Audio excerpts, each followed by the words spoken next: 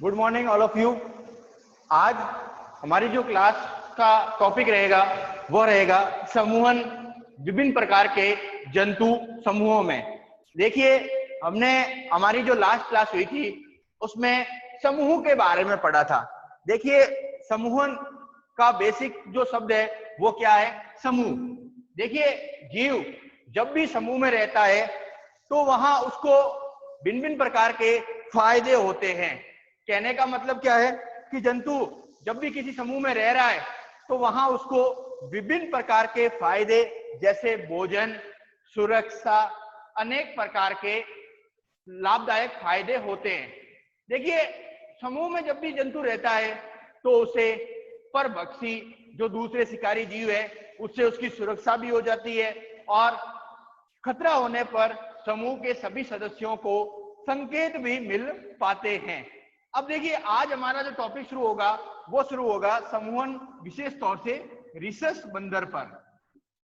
Research वानर या research बंदर पर आज का जो हमारा टॉपिक रहेगा।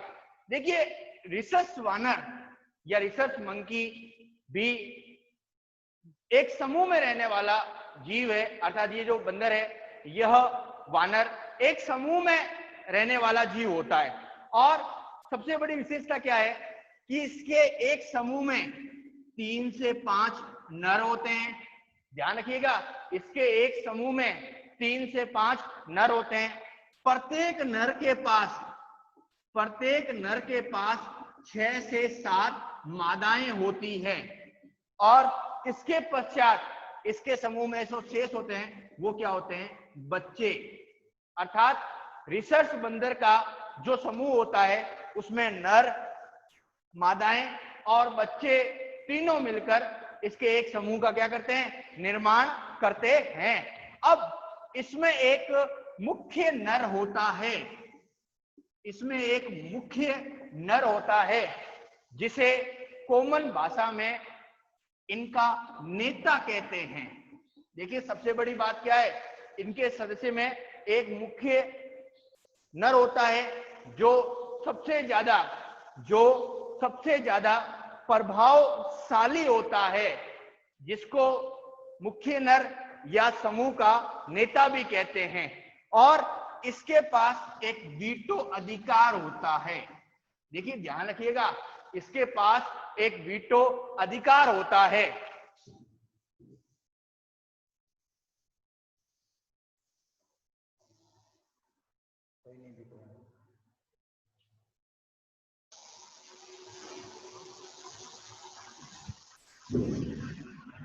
देखिए, अपन रिसर्च बंदर के बारे में पढ़ रहे थे और कहने का मतलब क्या है, इसके एक समूह में, एक रिसर्च वानर के एक समूह में एक नेता होता है जो समूह का प्रभावी नर होता है। अर्थात जो भी समूह के सदस्य होंगे उन्हें उसका कहना मानना होता है। इस नेता के नीचे 3 से 5 अन्य नर होते हैं।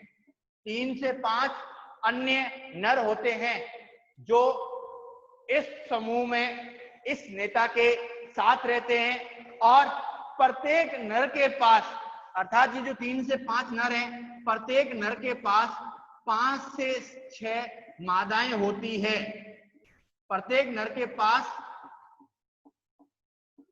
मादाएं होती है।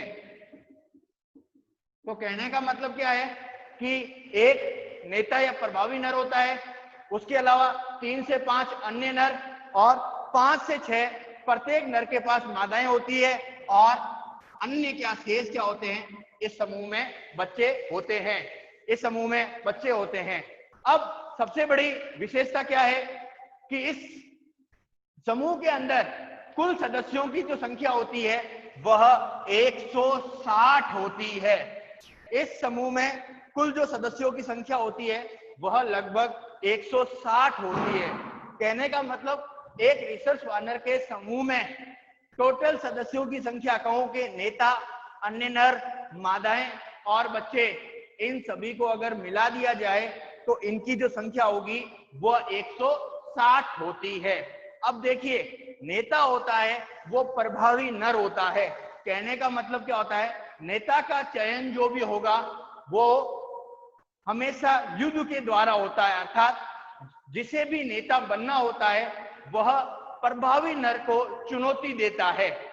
जिसे भी नेता बनना होता है वो प्रभावी नर को चुनौती दे सकता है, और जब वो प्रभावी नर को चुनौती देगा और दोनों में संघर्ष होगा तो जो विजेता होगा वह नया नेता होगा। अगर यही नेता वापस बन जाता है तो कोई दिक्कत नहीं है, लेकिन अगर कोई दूसरा नर, ध्यान रखिएगा, अगर कोई दूसरा नर जीत जाता है तो वह समूह का नया नेता होगा, प्रभावी नर होगा, और समूह के जितने भी सदस्य ये हैं इन्हें उस नर का कहना मानना पड़ेगा। और जो पहले नेता था उसे या तो नए नेता को अपना नेता मानना पड़ेगा या फिर उस समूह को छोड़ के जाना पड़ेगा। कहने का मतलब, अगर कोई नया नेता चुना जाता है तो पुराने नेता को, पुराने प्रभावी नर को या तो उसके साथ रहना पड़ेगा, अर्थात उसको नेता मानना पड़ेगा प्रभावी को, और नहीं तो उसे छोड़ के किसी दूसरे समूह में जाना पड़ेगा।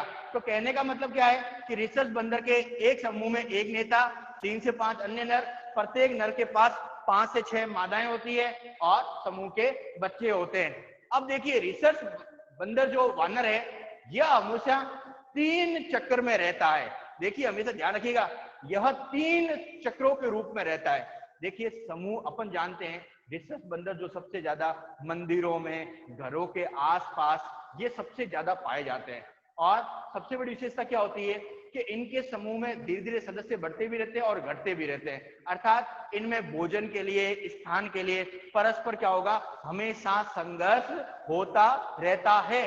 अब आते हैं कि ये किस प्रकार समूह में रहते हैं। तो ये 3 प्रकार से समूहों में रहते हैं। ध्यान रखिएगा, 3 प्रकार से समूह में रहते हैं।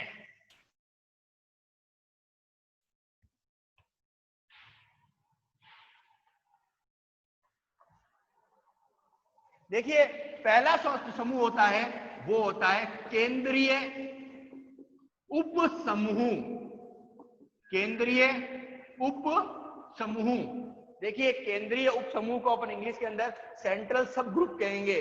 अब इस उप समूह में, केंद्रीय उप समूह में जो हमारा केंद्र की और उप समूह है, इसमें सबसे बड़ी बात क्या होगी, इस समूह के अंदर जो पहला केंद्रीय उप समूह है इसके अंदर प्रभावी नर, प्रभावी नर, जिसे हमने क्या कहा था, जिसे हमने नेता कहा था, अर्थात इस समूह में प्रभावी नर होगा, उसके साथ में अन्य 4 से 5,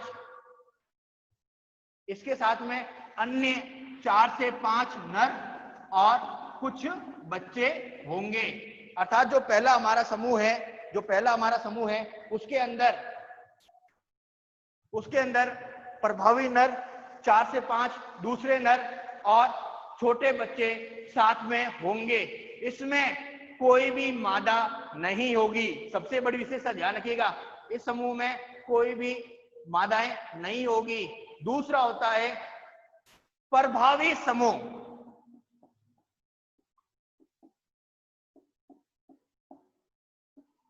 सेकंड जो हमारा होगा वो होगा प्रभावी समूह। इस समूह में एक प्रभावी नर, वयस्क और मादाएं, अर्थात इसमें एक प्रभावी नर, अर्थात कहने का मतलब दूसरा नर, मादाएं व बच्चे होंगे। अर्थात प्रभावी नेता तो यहाँ है, उसके स्थान पे मादाओं की सुरक्षा के लिए एक नर, मादाएं व छोटे उसमें बच्चे होंगे। और तीसरा होता है परिधीय उप समूह। परिधीय उप समूह,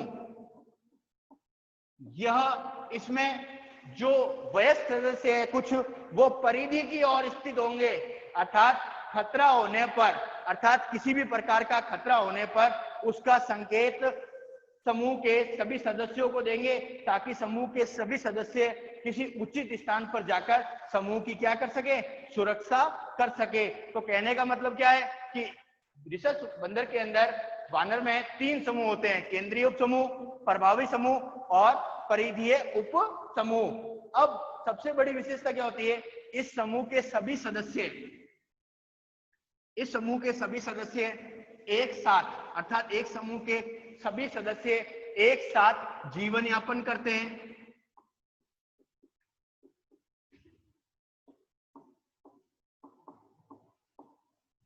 एक साथ जीवन यापन करते हैं। दूसरा सबसे बड़ी विशेषता क्या है कि इसमें प्रभावी नर का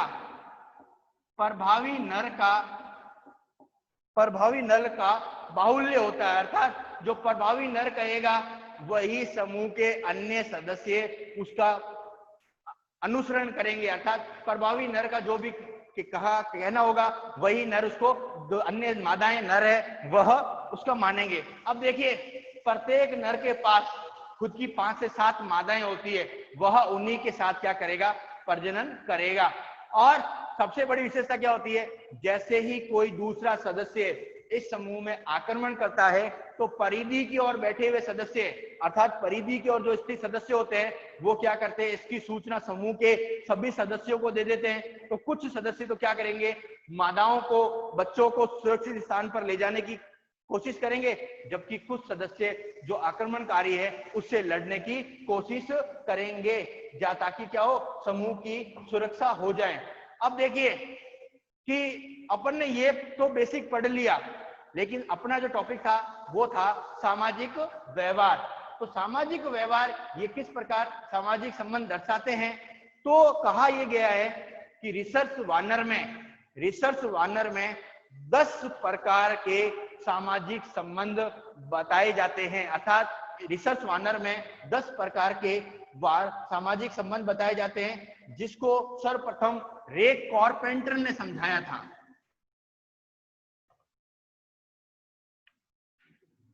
सामाजिक संबंध रिसर्च वानर में रे कारपेंटर ने रिसर्च वानर में 10 प्रकार के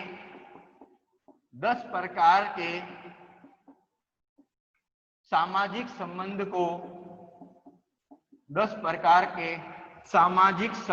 को बताया।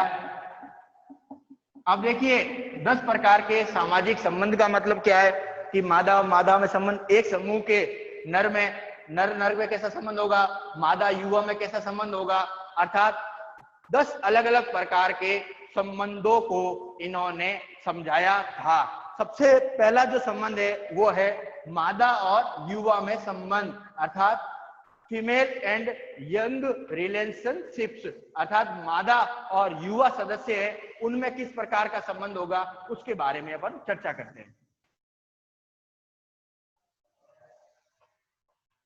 सबसे पहला है मादा व युवा में संबंध।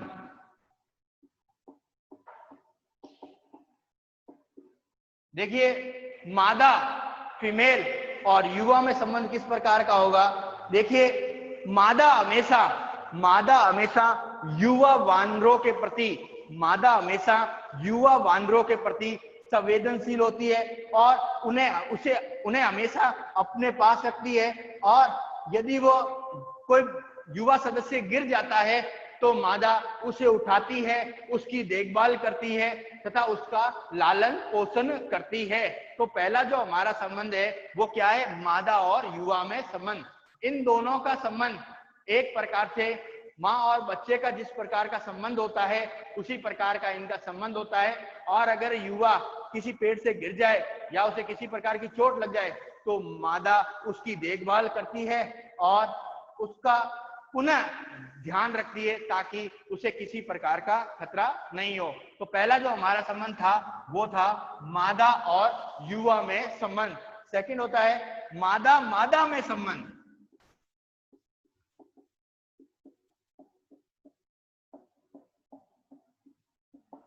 देखिए संबंध समूह में अलग अलग प्रकार के हैं, हमारे को 10 पढ़ने हैं। पहला था मादा और युवा में संबंध, किस प्रकार का है, एक तरह से मैं कहूं माँ और बेटे के समान। सेकंड जो संबंध है वह है मादा और मादा में संबंध, अर्थात दो फीमेल एक ग्रुप में रह रही है तो वो किस प्रकार रहेगी। तो कहने का मतलब जब दो मादाएं एक समूह में रहती है तो उनमें किसी प्रकार का झगड़ा नहीं होता है। कहने का मतलब वह एक साथ रहती है, अपने बच्चों का लालन पोषण करती है अलग अलग, लेकिन उनमें किसी प्रकार का कोई भी झगड़ा नहीं होता है। कहने का मतलब जब समूह में हम जानते हैं कि वानर के एक नर के पास 5 से 6 मादाएं होती है, तो जितनी भी मादाएं हैं वह अन्य मादाओं के पास ही रहती है, साथ रहते हैं, लेकिन उनमें किसी प्रकार का कोई भी झगड़ा नहीं होता है और वह अलग अलग अपने शिशुओं का लालन पोषण करती है।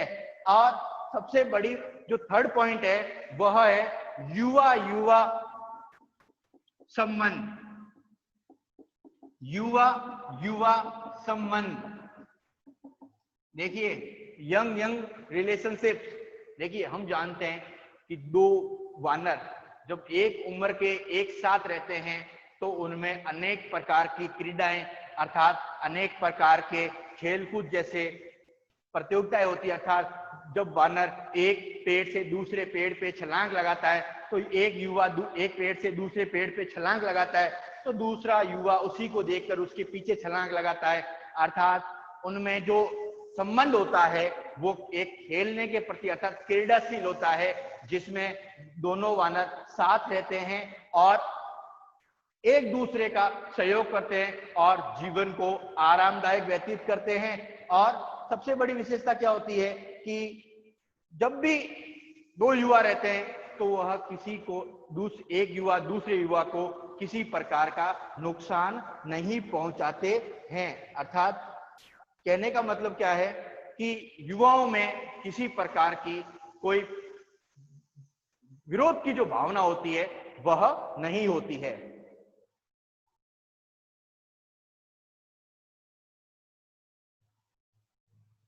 नेक्स्ट है नर और मादा में संबंध। नर व मादा में संबंध। देखिए हम जानते हैं कि नर और मादा में जो मुख्य संबंध होगा वह होगा प्रजनन के लिए। देखिए प्रजनन के लिए, क्योंकि देखिए हमने पहला पढ़ा मादा और युवा में संबंध, सेकंड पढ़ा मादा और मादा में संबंध, थर्ड पढ़ा युवा और युवा में संबंध, चौथा है नर और मादा में संबंध। देखिए हम जानते हैं कि प्रत्येक समूह में कोई भी जीव हो उसकी एक इच्छा होती है कि वह अपने सदस्यों की हमेशा वृद्धि करे, और वृद्धि करने का जो सबसे बढ़िया तरीका होता है वो होता है प्रजनन, क्योंकि प्रजनन द्वारा ही जीव अपनी संख्या में हमेशा क्या करेगा, वृद्धि करेगा। तो प्रजनन काल में नर क्या करेगा, मादा के पास जाएगा और प्रजनन क्रिया करेगा, और यह प्रजनन क्रिया के दौरान हमेशा मादा के साथ रहता है, और जैसे ही प्रजनन क्रिया पूर्ण हो जाती है उसके पश्चात यह मादा से क्या हो जाएगा, अलग हो जाएगा। तो कहने का मतलब क्या है, नर और मादा का जो मुख्य संबंध होता है वो प्रजनन के लिए ही होता है, और प्रजनन काल में ही नर और मादा एक दूसरे के पास आते हैं और प्रजनन में सहायता एक दूसरे के पास रहते हैं और प्रजनन करते हैं। जैसे ही प्रजनन पूरा हो जाता है नर और मादा एक दूसरे से अलग हो जाते हैं।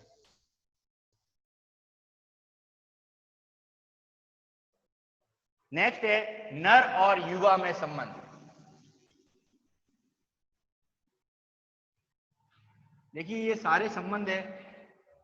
नेक्स्ट है नर और युवा में संबंध। देखिए नर जो होते हैं वो ज्यादातर युवा के प्रति अर्थात जो नए सदस्य हैं उसके प्रति उदासीन होते हैं, कहने का मतलब क्या है, नर हमेशा बच्चों की देखभाल करने का कार्य नहीं करते, अर्थात जो युवा सदस्य हैं उसके प्रति उदासीन होते हैं, अर्थात कोई क्रिया नहीं करते हैं। लेकिन अगर कोई बच्चा पेड़ से गिर जाए या कोई संकट में आ जाए तो उस परिस्थिति में नर उस बच्चे की देखभाल करने का कार्य करते हैं।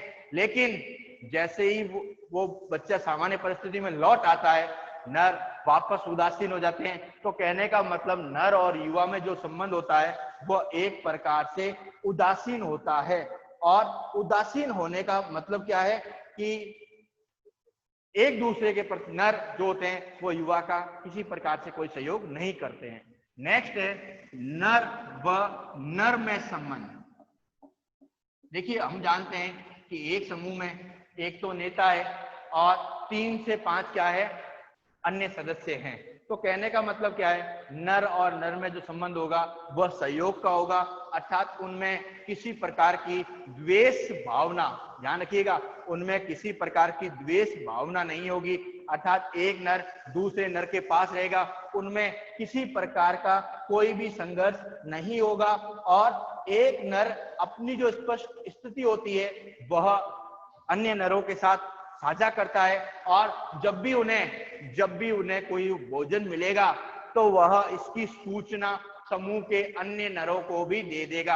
आपने देखा होगा जब भी बंदर मंदिरों के पास रहते हैं तो आपने देखा होगा जब एक बंदर को कोई भोजन की सूचना मिलती है तो कुछ समय बाद वहां बंदरों का पूरा एक झुंड लग जाता है। तो कहने का मतलब क्या है, एक नर को जैसे ही कोई भोजन की सूचना मिली वह ठीक उसी समय अन्य नरों को इसकी सूचना दे देगा और अन्य नर वहां पहुंचकर भोजन को प्राप्त करेंगे। तो कहने का मतलब नर और नर का जो संबंध होगा वो मैत्रीपूर्ण होगा, और एक नर अपना एरिया जो जिस जगह वो रह रहा है उसके पास में अन्य नर भी रहते हैं और दोनों भोजन का आपसी से साझा करते हैं। अब आता है नेक्स्ट जो संबंध होता है वह मादा और शिशु का संबंध। देखिए, अभी तक अपन ने युवा पढ़ा है, नेक्स्ट जो संबंध है वह है मादा और शिशु का संबंध, अर्थात नवजात बच्चा और मादा व शिशु का संबंध।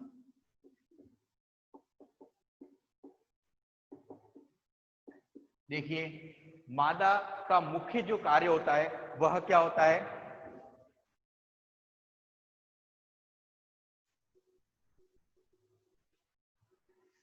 मादा का जो मुख्य कार्य होता है वह होता है शिशु का संबंध करना, अर्थात शिशु का देखभाल करना और उसकी सुरक्षा का कार्य करना। इसके अलावा वह कोई भी कार्य नहीं करती है। तो आज की जो हमारी क्लास हुई उसमें हमने रिसर्च वार्नर के सामाजिक संबंध के बारे में पढ़ा, और इससे जो हमारी नेक्स्ट क्लास होगी हम उसमें इससे आगे के टॉपिक पर चर्चा करेंगे। धन्यवाद। अब हमारे